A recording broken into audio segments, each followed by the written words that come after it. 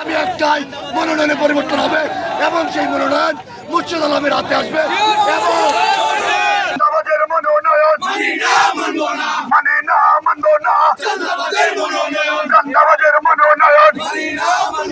এই বালুকার মাটিতে জননেতা মুর্শিদ আলম আমাদেরকে সাথে নিয়ে ছিল এবং বিভিন্ন মামলা সবকিছুর অতিক্রম করে মাঠে ছিল কিন্তু বালুকাতে তাকে মনোনয়ন দেওয়া হয়নি। বালুকার মাটিতে জননেতা মুর্শিদ আলম আমাদেরকে সাথে নিয়ে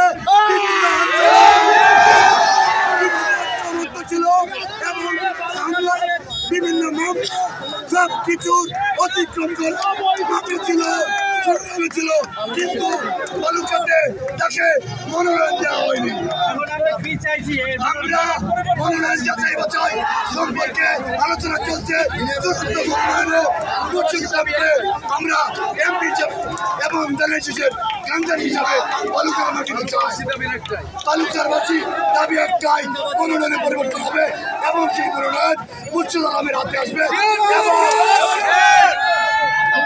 কারণে আমাদের মনোনয়ন চেয়েছিতে হবে, তাহলে আমাদের আন্দোলন চলবে।